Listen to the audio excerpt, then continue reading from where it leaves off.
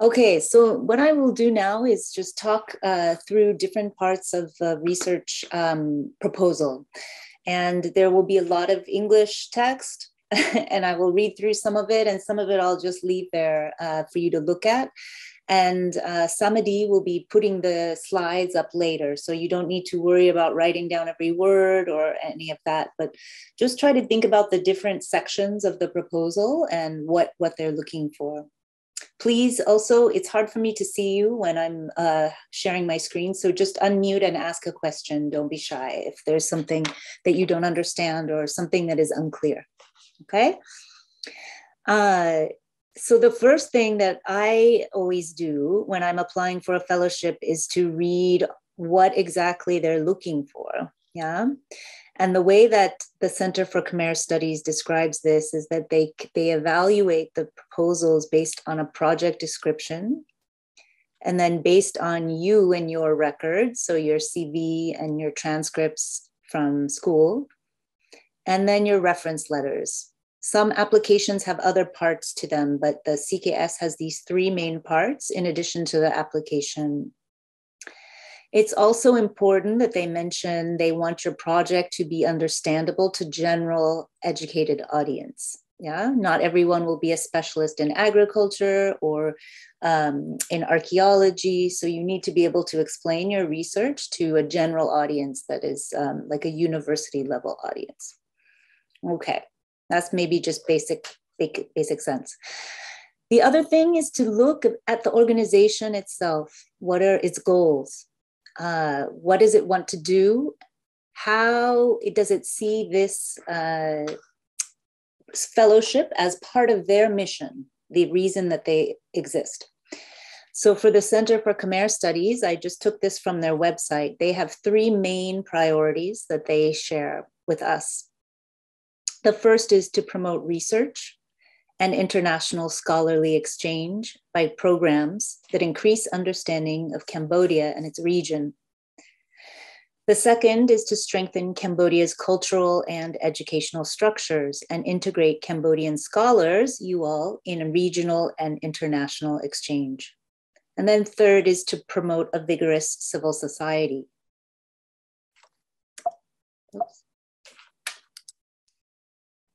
So one of the things you should think about as you're writing your project statement for CKS is how does your research increase understanding of Cambodia? Somewhere in your project description, you should explain that, right? My research will help us understand educational planning in Cambodia through these methods, yeah? Then you could say somewhere else in the proposal, how exactly will you strengthen cultural and educational structures in Cambodia? This could be by your job that you currently have, say with Apsara, or in the Ministry of Transportation. This could be through a job you hope to get in the future, through the teaching that you do. But you can explain why you and how you will personally help to strengthen these structures in Cambodia, yeah? And all of you are doing this in different ways, right? You just need to say it very clearly in the proposal.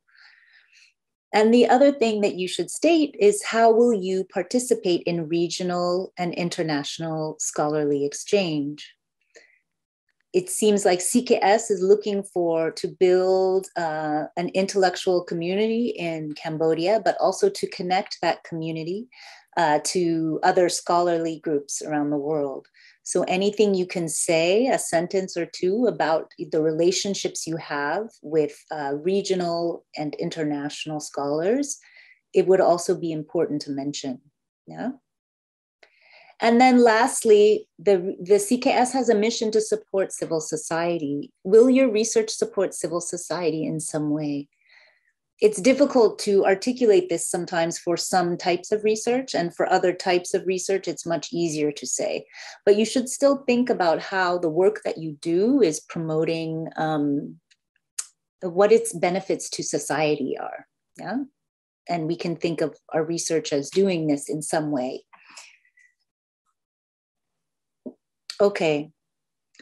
So just very general things after you've thought about what the organization wants and how they see themselves, why they're funding you to do work.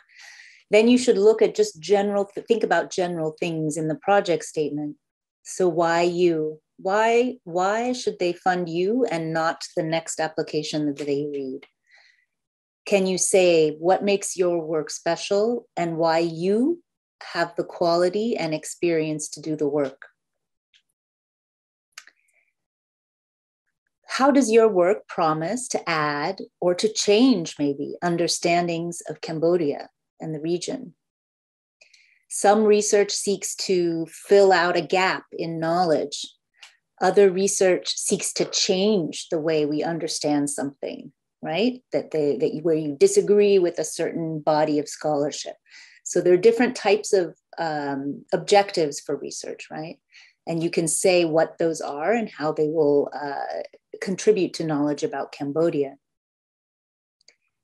Another very general thing to be aware of is that your research should be doable. So if it's a very big project, which is always a problem for me, you won't be able to do it in 6 months or 9 months, right? So what you want to show is that you have experience, you have the training, and you can complete the project from the start to the beginning. Always check your spelling and grammar. Ideally have a colleague proofread your your application. And then also bear in mind that the people who read your proposals are doing this usually on top of their regular jobs. So they may be teaching, they may be running organizations, they're doing their own research. In short, they may have very little time to actually do this work. Even though you put hours and hours of work into the proposal, they might read it in a few minutes, yeah? So what you want to do is try to be clear and straightforward, yeah? Just very clear about what you want to do. Any questions? Okay. The other thing that may sound very simple, but I think is very helpful is to, when you write your project description of the research that you want to do, to actually organize that description using the very words that the funder uses. So, for example, CKS asks that you write about the rationale for your project, your research methodology, your anticipated results, and the timetable. So again, thinking of the reader as someone who's quite busy and reading quickly and really wants to know what's special about your work. If you have everything organized in these ways, the reviewer can read through and know exactly what it is to answer these questions. Because what the reviewer has to do is fill out their evaluation of these categories, yeah? So if they have to search around for what your methodology is, they may not find it, it may not be clear. But if it's in a section that has a big title that says methodology, they know it and they can write that in their review. Okay, so what is the rationale? These are the big questions, right? What is your research question? What is it that you're trying to find out that you do not already know? Part of the rationale may also be, why is it important? What is its significance? And it's also very important to relate your work to what already has been done. So that means referring to literature in your bibliography, for example, of what we already know about a similar topic, yeah, or this topic. And then you can say what your research will do that's not repeating it, right? You're seeking to add something new to it, to contribute something new. So an example of that is there has been a lot of research on health-related development in Cambodia, but there's been very little research that has focused on health technologies in particular. This is important to understand because, so those sort of sentences, they sort of give a sense of what's been done and also what you want to do that's different. So these are the hardest parts to really write. They're the big questions and the impact of your work, right? Any question? No? Okay. The next section in the CKS application, this is very standard for most research proposals, is that you need to describe your methods. Some of you probably have a good understanding of your methods already, yeah? For example, I would imagine working on skeletal remains, you already have the language to talk about the methods that you use to do that kind of research. For other people, it might be less clear. In the social sciences, we have a lot of different methods, right?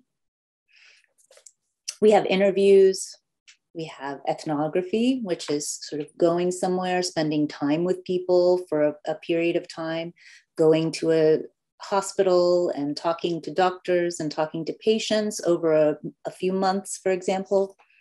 That's ethnography. You might be doing archival research in Cambodia or in Thailand. You might be doing participatory research, which is research that really involves communities in kind of asking the research questions. You might be analyzing film or art or literature or religious texts. Perhaps your methods are surveys where you're asking people questionnaires that you then are quantifying, right? Another method is to do mapping with people, right? So there's a lot of different methods, and it's important to be clear yourself about what your methods are. The third section in the project description is anticipated results. And the way that you should think of this is, what do you think you might find?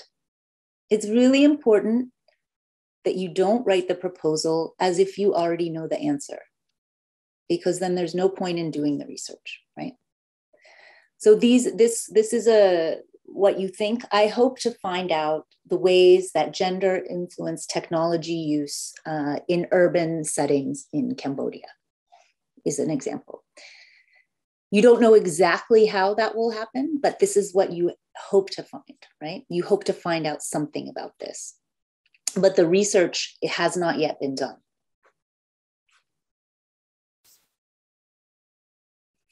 And then lastly, there's the timetable, which is pretty straightforward, but it's important to write it down clearly. So what is the schedule for completing the research from start to finish?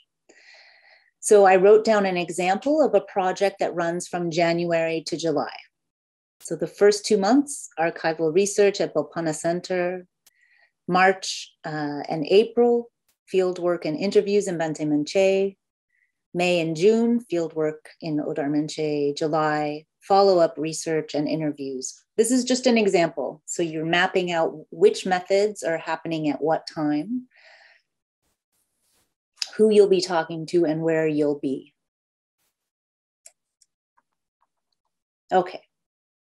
Before I move on to reference letters, are there any questions about those components of the proposal? Okay. Let's see, what time is it? Do people need to go to the bathroom or stand up and stretch? No? Okay, let me know if we need to take a break, but I'll just keep going for now. The reference letters then are another important area and also a difficult one because it involves asking other people to do work for you. So in the case of the Center for Khmer Studies, they ask for 3 letters. And that's, some fellowships ask for 2, some ask for 3, it just depends. So these are people who can write about your academic experience, your work, your professional experience, and also, very importantly, what it is you propose to do, right? So they need to know about your proposal, your research proposal. So one of the questions I get from my students all the time is, who should I ask for a letter of reference, whether it's for research funding or for a job? And in the case of academic research, you should definitely ask your advisor if you've had one, right? So most MA projects, I think, have a mentor, or maybe it's more than one that you've worked a bit more closely with. They've read your thesis, or they're the ones that are, you're taking the most classes with this person. So it should be someone that you have worked with and that knows you. And then ideally, it's also people who are senior to you in rank, more advanced, who can write about you and your research. So in the case of anthropologists, for example, applying for a grant, I would ask someone in Southeast Asia studies who could write about, this work will contribute to Cambodia studies in these ways, right? This work will contribute to our understanding of technology in these ways, for example. And then you might also want to ask a different person who has another type of expertise. For example, they study philosophy, or they study a particular methodology that you're going to use in your research. So you want to try to think of asking, first of all, people that know you well, and second of all, people that can write about your research, yeah, or your potential to do research. Okay. And then when should you ask them? This is important. I ask everyone to give me at least 2 weeks, but ideally a month of advance warning. So that's a long time in advance. But people need time to prepare, especially if it's the first time that they've written a letter for you, because these letters should be about 2 pages, between 1 and 2 pages in length. So when you ask someone to write a letter for you, what do you need to give to them? You need to give them a draft of your project statement. So this is the things we just talked about: the rationale, the methodology, the anticipated results, and the timeline. Even if it's not perfect or finished, you give them what you have so that they can understand what it is you want to do. You also need to give them your current CV so they know what your current job is, or where you are in school and what you've done. I highly recommend meeting with the person, either in person or over the phone, depending on whatever works, or how COVID was working at the time, so that you can have a conversation about what it is you want to do. Even if it's 10 or 15 minutes, a short coffee or just a walk together, it makes a difference for the person to get a sense of who you are and what you're doing, right? I know people are busy, but usually you can take someone out for a quick coffee just to explain what it is you want to do. If it's not possible to meet, you can give an explanation over email. I'm applying for this fellowship because I want to do research on this, and I hope that it will help me to complete my PhD in this field, and then become an academic, something like that, right? Just whatever your specific career goals are, you say why you're applying for this and how it fits into what you want to do in the future. Then if you've published things or given conference presentations or public talks or written research reports, technical reports, you can give them a copy of that, right? Or a link to it if it's online. So they have a sense of what you're writing about and how you write. Again, this will all be in the slides, so don't worry. I know it's a lot of writing on a slide here, but what should the letter writers write about? And you can guide people on what to do, right? They should introduce themselves. So in my case, I'd say, when I write a letter, I say, I'm a professor of anthropology at the University of Washington. I work in areas of cultural anthropology and Southeast Asia studies. I have known Sambat for 3 years, and I'm his advisor. We've worked closely together. Or sometimes it's a student where I say, I met them 1 year ago, and they've taken just one class with me, so I can comment on how they did in this class, right? So the letter writer sort of provides information on the relationship. And then they should be able to discuss your research proposal, even if it's just a few sentences, ideally a paragraph, to say, Sambat is proposing to study the Nagaravat and is interested in the Sangkum era of Cambodia, blah, blah, blah. So they continue with that. They could discuss things you've published, if you work with committees or on research projects, if you collaborate with other scholars, if you're working in a ministry, sort of talk about what it is that you do. And also what you do in the public sphere, right? Because I would guess that a lot of you do things that are not just in universities, right? They're with NGOs, they're for different arts organizations or social science organizations. And many of these are engaging with the public. You can mention any awards or honors. This is what your letter writer should do. And ideally, they would say something about you, like, I use the example, Rune is able to design and conduct independent research, and she's done this project that I'm aware of. And then they can say, this is the project that she's done. She came up with the idea. She did it from A to B, right?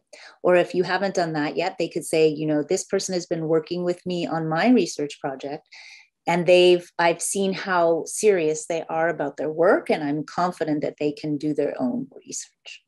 Yeah. So try to think of people who can say very good things about you, comment on your strengths. They're not supposed to describe what's wrong with you. These are people who can say what you do well, why you should be getting a fellowship. Yeah, they're trying to support you and help you move forward in your career. Those are the kinds of people you want to ask.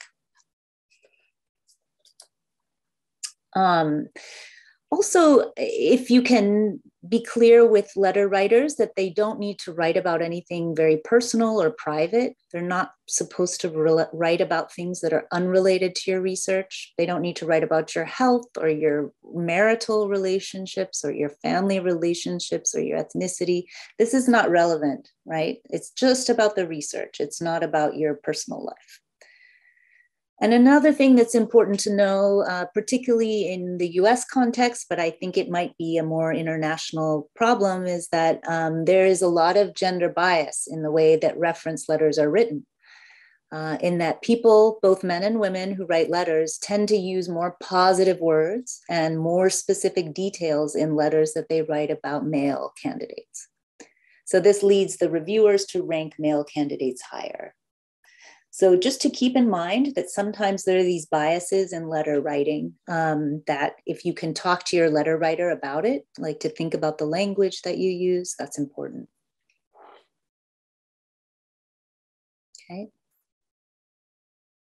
Okay, now we're moving on to the exercises.